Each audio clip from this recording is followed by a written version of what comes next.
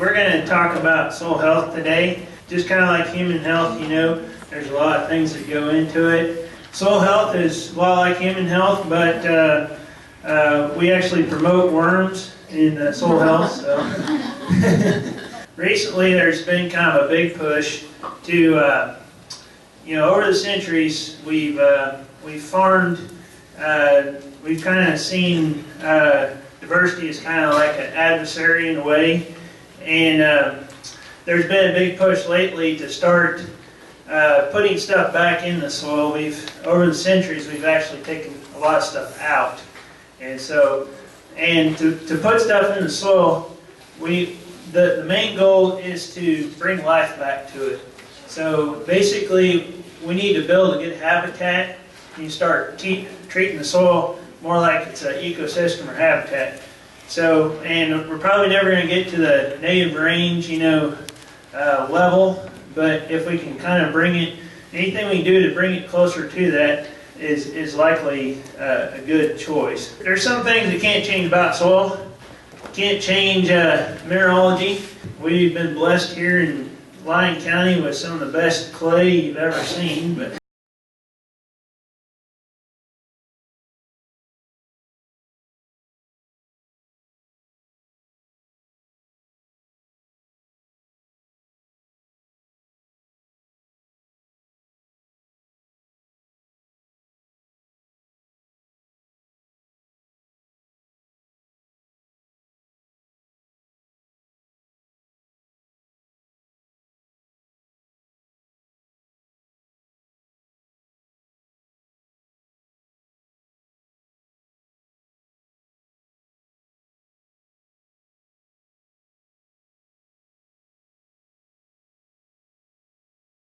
so we can change that. I guess you farmers out here, what would you say the most important nutrient is here? Don't look at the screen. Like, what traditionally, what's the most important nutrient everybody always talks about, especially in corn production? Nitrogen, yeah. And nitrogen, phosphorus, maybe potassium, those are kind of the ones that people usually talk about. But really and truly, carbon is kind of that medium that it has the ability to pick up 4 atoms or 4 molecules. So it's actually where a lot of the nutrients, it's kind of like docking base for a lot of our nutrients. And the more carbon we have in the soil, kind of the bigger the nutrient cycling goes. If we have a tilled field, the nutrient cycling is pretty small. But if we can get kind of a bigger circle, we've actually had some farmers who have started to reduce their nitrogen and phosphorus inputs. A lot of that's just efficiency. The university actually says about 30% of the nitrogen you put on is actually going to the crop. So there's a lot of inefficiency there that we could, you know, if we could improve it to where it's 50%, that'd be really good. The main thing we need to do is increase organic matter content. Here's kind of the 4 principles to kind of take into consideration. And, you know, for different farms, it means different things. Here's kind of the 4 principles. Crop diversity, no tillage, little disturbance or no tillage, living roots, and residue. I'm a range guy, so we're already there. So we're waiting for you crop people to catch up with us. Okay, first principle, maximize the diversity. If you look at tallgrass prairie or any prairie system in the state, the healthy soils will have a diversity of different plants. There's been a recent push to bring cover crops back into our cropping systems. And instead of doing monocultures, we're starting to promote use of multiple different functional groups. We call them functional groups like warm seasons, cool seasons, and like legumes and say brassicas. But the more diversity we have, the more players we can bring to the table.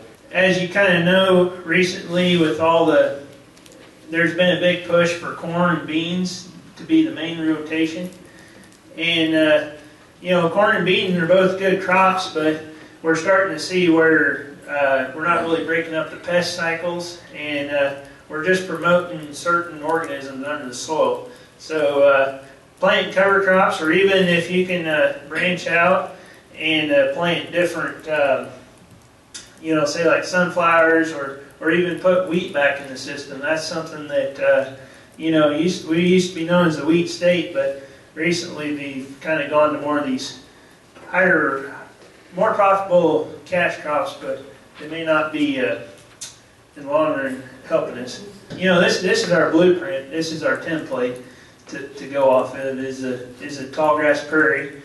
You got your fibrous roots that the native grasses have, and then you have like like this goldenrod here that'll go down a lot deeper, and it'll go down past the native grass and actually bring stuff to the surface that we didn't have. Basically, what you do above ground has a big effect on what goes on below ground. And I'm not saying you're going to be able to see all this with your bare eye, because a lot of these are microscopic creatures. Thank goodness some of these things look like something from Tremors or something. But they're all, they're shredders or decomposers, and they're like predators, and there's a whole ecosystem going on there. But there's different plants, say like Gail's planted like these tillage turnips out there, or like a oilseed radish, and when those things rot away, the worms just come in just droves. It's really pretty neat to see. Here, second principle is to minimize disturbance. This is just kind of the principle of no-till. No-till. The guys are just instead of using a plow and flipping the soil clear over and just kind of starting over every year, we're planting in these slots, and then we're leaving the residue on the soil too. And this does a lot to slow down things like if I was what would you do if you were going to farm pigweeds? What would be the best practice to start pigweeds? What's that? Turn up the ground. Yeah, we'll turn up the ground, we'll fertilize it, and kind of like we do a lot of farm fields, and so if you want to bring weeds, give them light of day.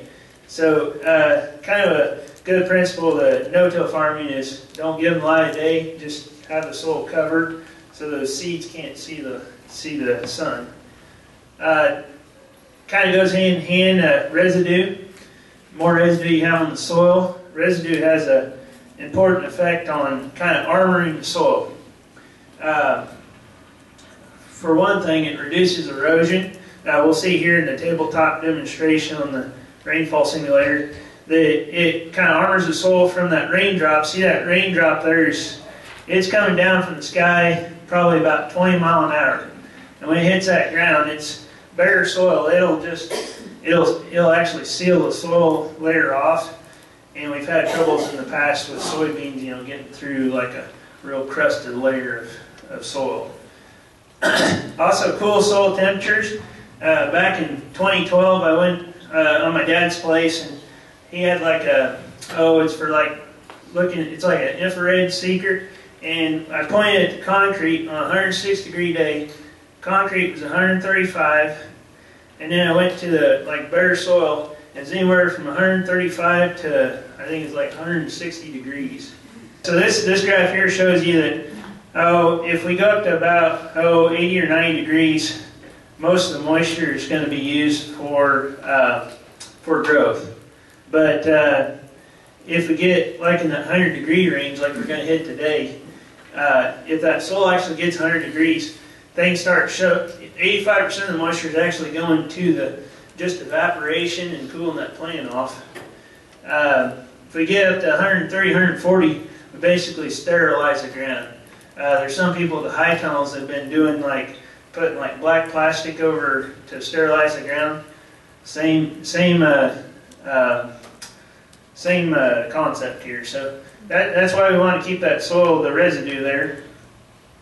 Then another one is just living roots year round. If you look at the tallgrass prairie, most probably 10 or 11 months out of the year, you can go out to the tallgrass prairie and find something growing. A lot of times it's sedges or something like that, or just cool season plants. But so if we can put that in the cycle, to have a living root there, those living roots, We can't really go into it right now, but if they put out little energy packets or exudates that the microbes use, and that helps the whole cycling of, or it just provides more organic matter to the soil. So, the more we can have roots there and different, diversity of roots, that's good. Here's a field. It's kind of neat. This guy planted soybeans into staining cereal rye. You can see here, the soybean plants are poking up in amongst all that straw. And I mean, this rye is probably about 5 foot. So a lot of people thought he was kind of crazy, but his yields were just the same, if not a little better. And he didn't lose all the soil that a lot of neighbors did. So I'm going to pass this around. I just kind of want to show you. This is from the same field. He planted probably about 7 or 8 species mix in there. But just look at all the wormholes in there. That'd be kind of a good sign of just the life that's been going on there. One thing about it too is, if you think about corn or bean crop, we only have roots in our crop systems for like 120 days of 365. So if you think about that compared to the native range, so there's kind of like we're saying, come here worms, come here microbes, make a home here for 4 months, and then the plant dies, and we're like, well, I guess you'll have to wait till next spring. So, that's kind of where it's good to keep the living roots there. So anyway, all these principles equal organic matter content. They bring back to organic matter content.